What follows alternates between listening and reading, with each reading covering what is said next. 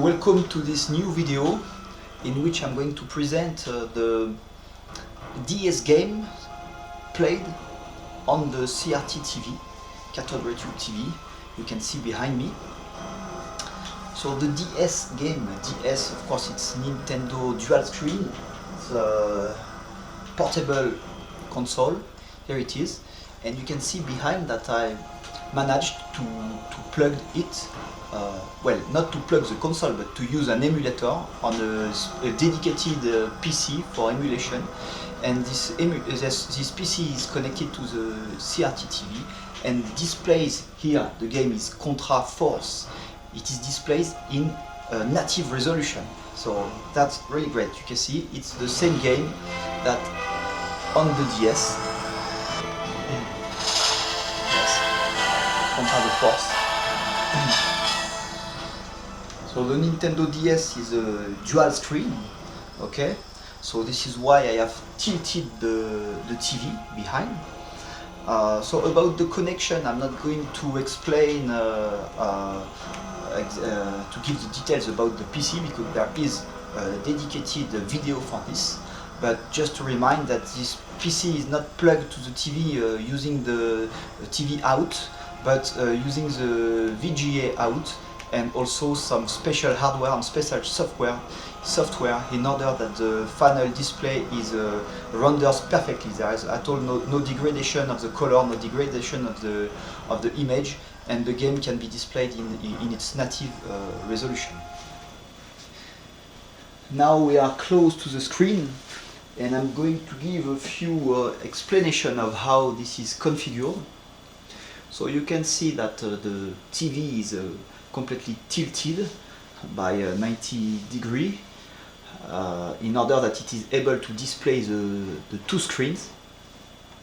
So I'm going to leave the full screen mode, and you can see the emulator options.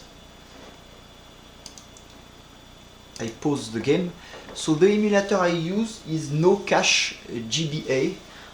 You can see here no cache GBA version, I think 2.6, I'm not sure, but I think so. And this version allows the emulator to be used with this software, no cache zoomer, which is a nice software key which enables the different screens to be moved at the good emplacement or to be stretched if needed. So this is the good configuration I found in order to be played on the TV. Now let's talk about resolutions.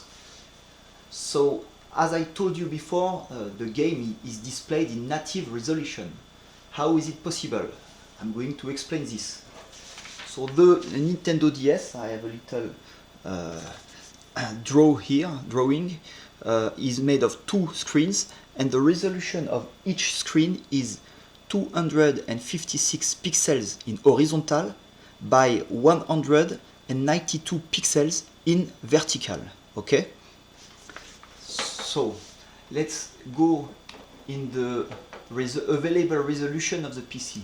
Here are all the resolutions that I can choose for my PC, and the one I have chosen for playing this emulator is this one, you see. So that means 400 by 256. So you can see that you have 256 which correspond to this direction, and it perfectly fits the 256 pixels of the DS.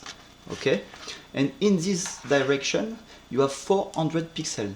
So in fact, why 400? Because if you take 192 and you multiply by 2, you've got 384 pixels, which leaves 16 pixels remaining that will be displayed between the two screens. This is this gap of 16 pixels, and so if you add 384 plus the 16 pixels, you can find 400 pixels in this direction. So you can see that this is native resolution. Of course, this is true when it is displayed in full screen. Here it is not full screen, but once in full screen, this is native resolution. However, there is a little problem. The problem is that you can see here the frequency is 59 Hz. Why is it a problem? This is a problem because the DS displays all its games in 60 Hz. And the problem with such TV, CRT TV, is that when the resolution, when the vertical resolution exceeds this value, 248, it cannot stand 60 Hz. You see all this resolution, they stand 60 Hz because the vertical resolution is below 248, 240, 232, but when it exceeds, it has to go lower. And so you can see, for example, here it goes lower by only 1 Hz, if it's 59, or here when you go, when you have a higher vertical resolution to 164, you have 57 Hz, here 55 Hz. So there is 1 Hz difference between the TV working with my emulator and the original console. And this has the consequence that the scrolling won't be perfectly smooth. You will have either some stuttering if the vertical synchronization is activated, or some tearing if it's not activated. And in this emulator there is no option for vertical synchronization, so there will be some tearing. So image is perfect, but scrolling is not perfect. So there is a solution, however, in order to have both original resolution and original frequency. And this solution, however, has a big drawback. The drawback is that you will see only one screen on the TV instead of two. So if you decide to see only one screen, then you can do this.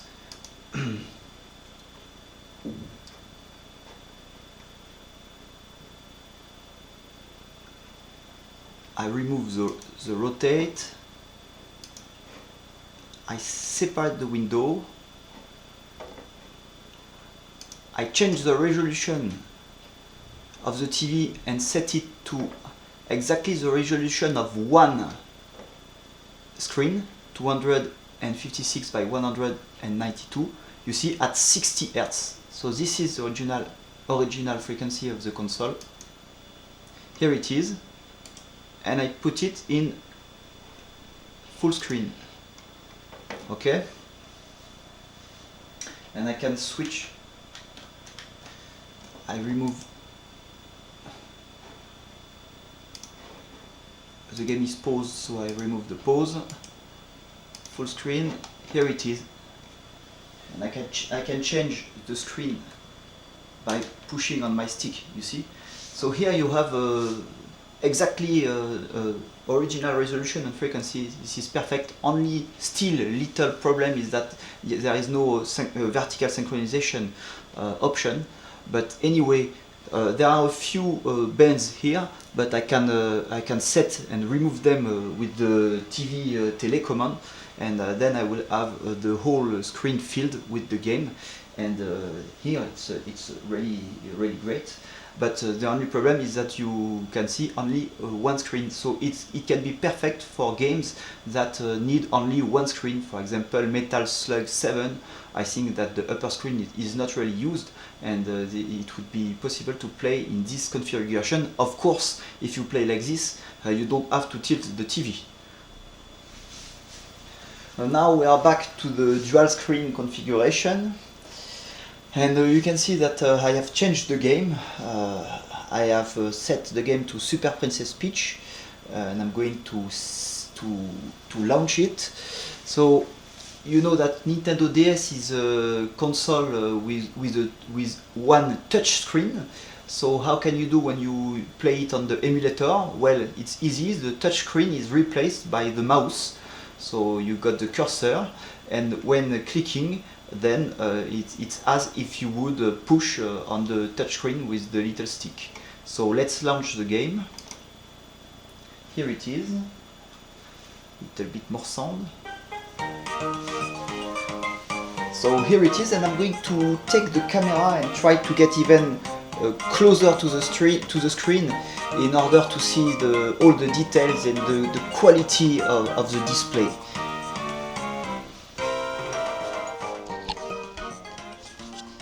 Here it is, Super Princess Peach displayed on my CRT TV. You see the upper screen here, the lower screen here, so it's displayed on the whole 21-inch CRT TV, 21 inch. And if I go closer, you can see how beautiful the image is, how beautiful the display is. You can see the famous scan lines. You see, these are the scan lines that are displayed only on 15 kHz display, and you can see the colors are really vivid, very beautiful colors. At least no degradation of the colors compared to original one, and you can see that the image is very clear, very clear. There is look at that. Look at that.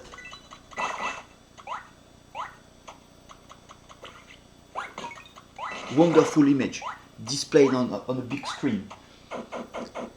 And why is it so wonderful? Because of course the CRT overlaps the color, the pixels are leaking, and this allows to display a low resolution game on a big screen.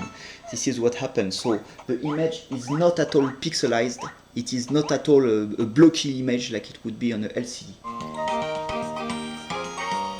Now we are going to check a few different games.